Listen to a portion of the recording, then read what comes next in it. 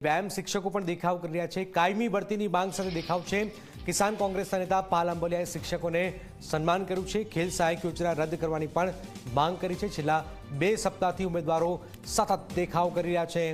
विद्यार्थीओ जाय तो जाय क्या, कोई सांभळवानुं नथी आ विद्यार्थीओनुं।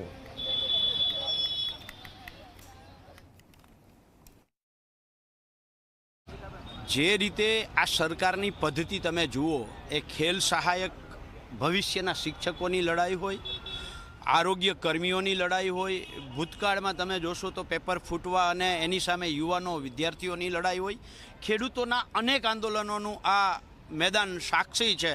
ए आंदोलनो होय, दरेकनी अंदर आ सरकारे सिस्टमेटिकली ब्यूरोक्रेसी अने पोलीसने आगळ करी અને આંદોલનને કચડી નાખે છે।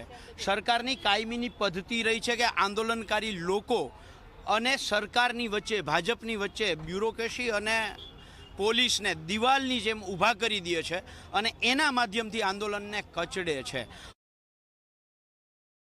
કોઈ પણ સરકારી માધ્યમિક શાળા કે ઉચ્ચતર માધ્યમિક શાળામાં જઈને જુઓ તો શિક્ષકો છે જ નહીં, વ્યાયામ શિક્ષકો છે જ નહીં। હવે વ્યાયામ શિક્ષકો જ ન હોય તો પછી બાળકો રમશે કેવી રીતે?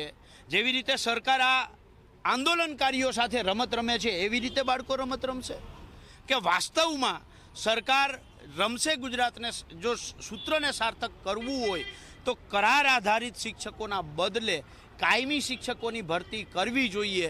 છેલ્લા લગભગ 10-15 વર્ષથી આવી કોઈ ભરતી સરકારે કરી નથી। કોઈ